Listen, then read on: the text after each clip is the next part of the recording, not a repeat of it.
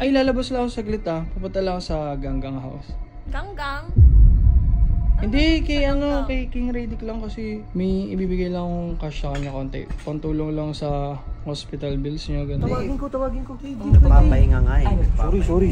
Nagpapahinga pa. Galit nga sa lahat eh. Oo, galit yan Hindi eh. ka makakadalaw, baka pati ko, pagbuntangan niya ng galit. Feeling ko marami siya nagastos din sa niya. Sa hospital bills niya. Pwede naman kami nalang magbigay kung ano. Hindi, ako na. So, hello guys. Nandito ako ngayon sa kwarto. Magliligpit ako ng kama kasi aalis ako. Pupuntahan ko si King Radic kasi nabalitaan ko yung nangyari sa kanya. May bibigay lang ako sa kanya konting tulong. Huh? Saan na? Mana? Ay, uy, ang cute naman yan. Bakit? Ay, Mana, di ba naalala ko kasi, di ba niligpit mo yung kama ko last time? May nakuha ka bang konting cash doon? Kasi dadalhin ko sana kay King Radic yun eh. Ay, nilapag ko ata dun sa yung cabinet. Sa taas ng vault. Ah, okay. Nandun lahat yan. Doon lang yun. Okay, thank you. Ang cute naman. Ay, lalabas lang ako saglit ah. Pupunta lang ako sa Ganggang House. Ganggang?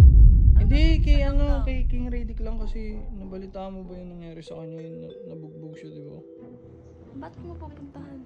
May ibibigay lang akong cash sa kanya konti. Pantulong lang sa hospital bills niya, ganun. Sige. Ha? Mabilis na ako. Okay. Bye-bye. Okay. Mag-ingat ka sa ako. So yun guys, kukunin ko na lang muna yung cash na naligpit ni Moana din. Update ko kayo pag nandun ako sa Ganggang House.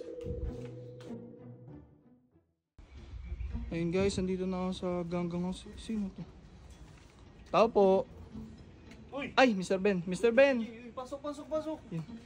Oh, ba't napunta ka dito? Ano lang, bibisita lang sana kay Boss Radic. Nabalita ko yung nangyari sa kanya. Sige. Tsaka may bibigay lang rin ng konting sa kanya. Tulong lang. Kawawa kasi, nabalita. Nakita ko yung video niya. Uy! Boss Jake!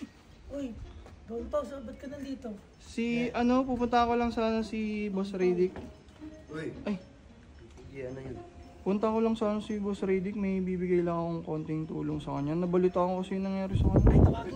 Tawagin ko. Nagpapahinga nga eh.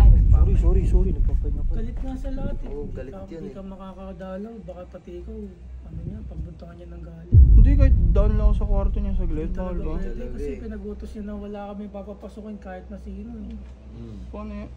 Ako magawak. Ito lang sa bibigay lang ako. Kasi feeling ko marami siya nagastos din sa sa hospital bills niya eh. Pantagdag lang konti. Pwede naman kami nalang magbigay kung ano. Hindi, ako na. Hindi, kahit saglit ko lang siya pwede makita. Bawal pa. Pwede. Silipin ko lang siya. Kahit di ko na siya kausapin. Kaso baka magalit Oo, sa baka iyo yun eh. magalit. Wag na lang. Kami na lang bahala, sabihin na lang namin na. Baka ibigay na lang. Oo. Gusto mo, dagdagan mo pa isa, baka sakaling Masyado kang garapal Yan lang eh. muna kasi nilabas. Okay, sige, maraming salamat PJ. Malaking tulong na din to. Hawak ko lang. Thank you. Uy, bigay namin to. Ikaw. Pasensya ka na to. Balitaan niyo na lang ako kay Boss Radic kung dito. Pag di na siya galit, babalik na lang ako. Talaga pwede. Uy, doon DJ. Salamat Mr. Ben. Pasok ko ba itong tubig? Sige. So guys, dito na ako sa bahay. Hindi ko nakita si Boss Radic kasi ayun sabi nila Jack tsaka ni Jeron. Sobrang galit daw eh. Siguro babalikan ko na lang pagka okay na yung mood niya.